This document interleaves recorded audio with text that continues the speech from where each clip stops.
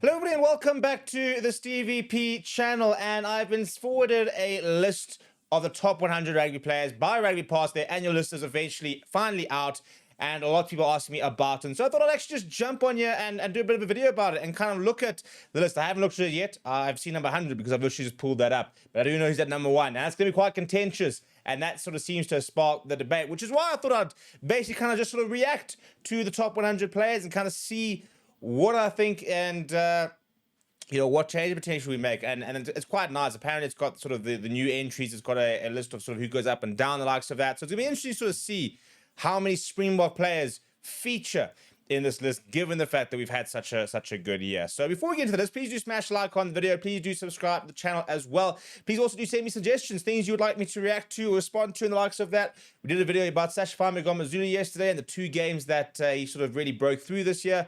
Also got a really cool video looking at some of the best individual try efforts in the URC this year, which will be out tomorrow. So please let me know what other suggestions you have down in the comments below. Without any further ado, let's get to the list, shall we? And the number 100, down 55 places, is No.1 and I think that's probably quite fair. He's not had his best year.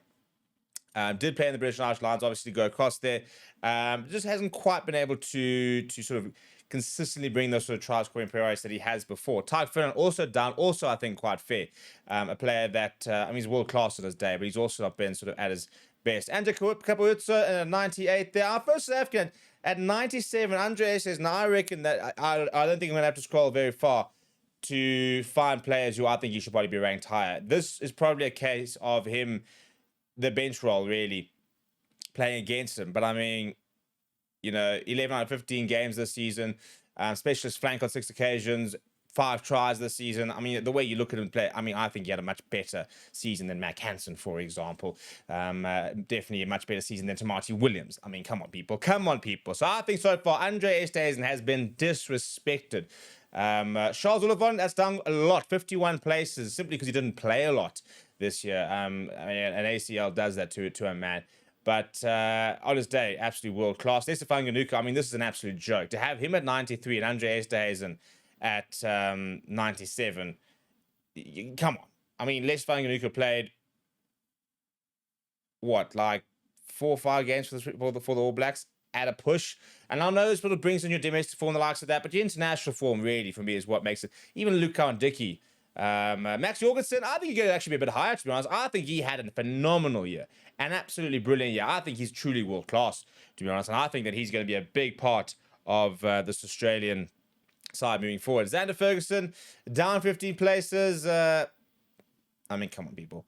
I love the man. I love seeing some Fijians, but to sit there saying that Juto Wanikolo is better than Andre Esterhuizen. Volker 88. I mean, he's new. He comes into this ranking, so you know what, let's not be too critical, I guess, of it, because at least he is getting some sort of recognition over here. But yeah, I think he's had a great year, to be honest, and I think that he'll only go up. Thomas Williams, I'm frustrated for him. I mean, he's up 12 places. I think if he had been fit and he had played that British and Irish Lions series, he could have been a bit higher. Romain Intermac down a lot. Also, injuries, not played as much. Pablo Matera continues to be criminally underrated, if you ask me. I think he's a top 50 player in the world as Pablo Matera. Alex Mitchell, English tax over there. Little Georgian at 83. David Ninishvili in there last year. Fantastic player. I would love to see what he'd look like at a truly world-class side, like a proper tier 1 nation, because he is brilliant, and we see that in the top 14. Fletcher Newell, I mean, it's quite hard. I mean, to put Fletcher Newell ahead of Wilco Louw is interesting to say the least. Julien Marchand is quite low, actually, really. And again, somebody plays he's last few years hasn't quite been able to get back to the Julien Marchand. Bandiaki, that's a massive drop from last year, where he was in the top 50. But I also think that's fair. I mean, I think 2023, 2024, Bandiaki was playing serious rugby, is down quite a lot. Marcus Kramer, we've got Darcy Graham, Burden Barrett. I mean, how's that? 66 places dropped. Louis Rees-Zammit into the top 100. That's naughty. Naughty to just slip him in there. I mean, he played, about 3 months of rugby. He shouldn't really be in there. Is he one of the top 100 players of the world? Maybe, I suppose, to a degree, but we haven't seen enough for him to get in there. Blair Kinghorn, he had a great domestic season. Hugo Keenan, a lot of injuries. Montoya, the Argentinians continue to be disrespected. Josh van der Vlier is down. Kirkley Orange are down 52 places. Yeah, look, I didn't play probably as much as he wanted, but he has the average. He has the best line break average in the world, and yeah, I would probably have him a bit higher, but I suppose you can't have all the players. Emmanuel Mierfu, yeah, I still think he needs to really start making a big mark. Marcus Smith, that's down a lot. Obviously, not the best year for him. Gary Ringrose, I think Gary Ringrose is a world-class player. I do think that this year wasn't his strongest. Angus Bell, I think, should be higher. I think Angus Bell has been tremendous. I know he's up 22 places, but I would put Angus Bell ahead of a Fletcher Newell, for example, Xander Ferguson. I think he's been brilliant for the Wallabies. One of the true, world-class players, and he's brought an impact every single time he's come on. Kubas Reinach debuts in at 66 this year, not last year. Again, I think I'll be interested to see which scrum halves I reckon have had a better year than him right now. Joshua Tuasosa down 20 places. Scott Barrett, I mean, him being even in the top 100, I think is a bit of a joke. He's not had a good year at all. He was awful for the All Blacks. He had one or two reasonable games, but overall, I think he had a really bad season. To have him 64 is a bit of a joke.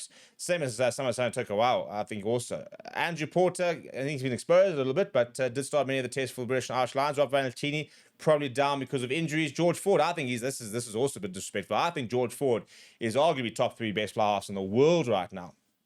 And, we haven't seen some of them. And it'll be interesting to see which players are rated as better than him. Menoncello, yeah, not quite the breakthrough year that he had last year. To think that he was 61 last year is probably quite disrespectful. Great player though, and big head getters Genge. Jasper Wiese, I think if he had played more, he'd probably be finding himself in the top 50. Jean-Cruz Malia, Pietro Miavarca, Joseph Kususo Ali'i, little debut there. Jesse Creel, up 10 places to 53. Interesting. I don't think he had a stronger season, so interesting that they've put him up at 10 places. Gregory Aldred has dropped down to get injuries. Cody Taylor, I don't really mind that. Carreras, yeah, he's a great player. He really is. Right, now we get our top 50. And Sia Khaleesi in at 49, down 10 places. It's interesting how we very rarely sort of talk about Sia Khaleesi, the rugby player. Jean-Martin Gonzalez, Henry Pollock. Henry Pollock better than Sia Khaleesi. And Jean-Martin Gonzalez and Pablo Matera. Nah, this is rage bait, if you ask me. He's a good player. Very, very good player. Very exciting player. Top 100 of the world? Yeah, maybe.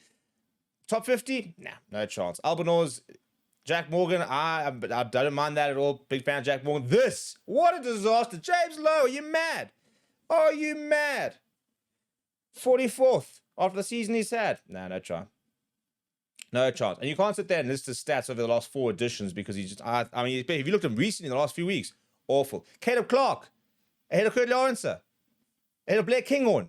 Nah, no chance. Fabian Holland, don't mind that. Had a good season. Tommy Freeman, I don't mind Tommy Freeman, actually. Tupou Via, solid. I'm not sure I'd put him as far as 40. Ollie Lawrence is definitely getting better in that English shirt. Tom Ryan, I'm a big fan of, in fairness. So I don't mind that down at 38 over there. Ben Earl at 37. Jack Willis, ballsy. Doesn't play much for England, moving to top 40 at all. Hugh Jones down 6 places. Fraser McWright up. Yeah, good season from Fraser McWright, in fairness. Joe McCarthy, I don't think would probably have as this high. Damien Delendi, down 10 places to 32 from 22. He doesn't need the plaudits. Him or Chukwubalis, I think you'd probably pick Damien Delendi most days of the week. But Chukwubalis did have a very good season, so I don't mind the fact that they're there too. Damien Willemse down 43 places. Up 43 places is I still think he's a top 10 player in the world on his day. I do think his injuries may have made a big part. So I don't mind. I like the fact that they pushed him up a little bit. Len Ikatar, very good season from him. Damian McKenzie, bench warmer. Tom Curry, ahead of Ben Earl. Not for me. Thomas Ramos, world class. Absolute world class. Emmanuel Faye-Wabosa, good player. I think Tommy Freeman had a better year, to be perfectly honest.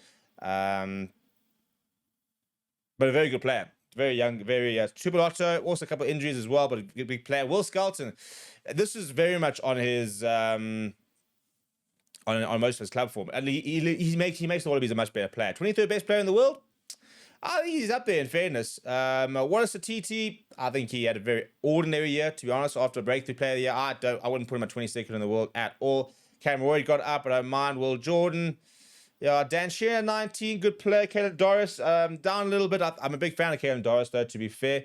Geordie Barrett, I think he should have probably dropped a lot more. I don't think he had a particularly good year for the All Blacks. Had a good year for Leinster, though. So I suppose that's kind of where they become the issues come. Gibson Park at 16. So who the scrum was, I said, rated higher than Cobus Rana. We've seen Cameron Roygaard, we've seen Jamison Gibson Park so far.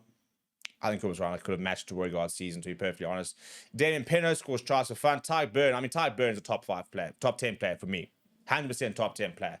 Just outside over there, Chesney Colby drops out of the top 10 at 13. Mario Toja at 12. British Irish Lions captain. Oxen Chair at 11. Give my boy some respect here.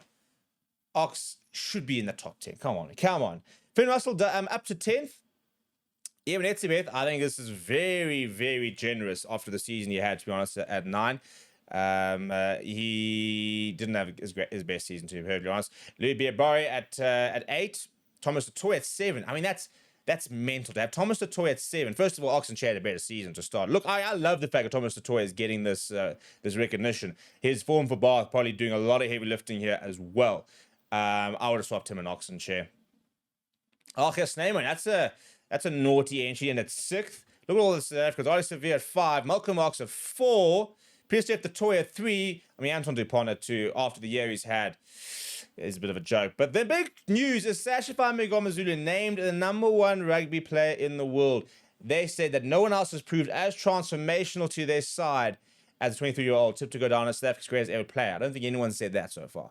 We've talked about our greatest ever flower. We talked about potentially being one of the best flowers of all time. No one has said he's at this stage going to be our South Africa's best ever player.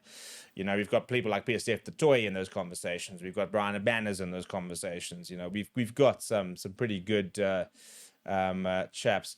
John Dobson said us, but there we go. John Dobson said he'll go down as the best Springbok of all time. Ballsy from John Dobson. Right, so the biggest rises. Lenny Katawa up 66. Cam Morgan up 51. Caleb Clark. How Caleb Clark has gone up 42 places on his, based on this year, I can't understand. Damian McKenzie up, also can't really understand that. Everyone else here, relatively good season, so I can understand them going up. No issues over there. Going down, Burton Barris, yeah. Kurt Lawrence, I think, is a bit harsh. Going down so many places. Anybody else who's had a good season that shouldn't have maybe gone down? Nah, a lot of these players. I think Blake Kingwood had a good year, to be fair. Chesney Colby has gone down, but to be fair, he's gone down from like 3rd in the world. Who else has gone down? Who else gone down that I thought had a good season? Tom Wright, yeah, maybe a couple more games. Scott Barrett, I think, should have gone down a lot more, and honestly, as should James Lowe. Probably as should Eben Etzebeth, in all honesty. Oxen Chair, yeah, he's #1. He's gone down. He's gone down one. He's gone 10th and 11th. Based on what? And then the newcomers to the list. Thomas Toy going from not even being in the list to number 7 is pretty wild. Tom Curry, who do I think shouldn't be on this? I think Henry Pollux is top 100 in the world. It's difficult to say because he hasn't been on international rugby. Volker Lowe's a good addition, though, to Marty Williams. I reserve comment on that. I'm not sure how he gets the same as Estefan Ganuka, to be honest. So which big Springboks aren't really there? I think Quacka Smith, for example, I'd even have him ahead of some of the other South Africans, is a top 100 player.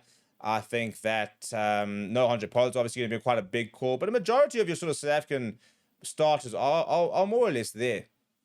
So, you're not going to have too many complaints. We must have had about 14, 15 players in the top 100. I'll be interested to sort of see which nation has the most of those players. What do you think of this list? Let me know down in the comments below. Smash a like on the video. Subscribe to the channel as well. And I'll chat to you guys all soon.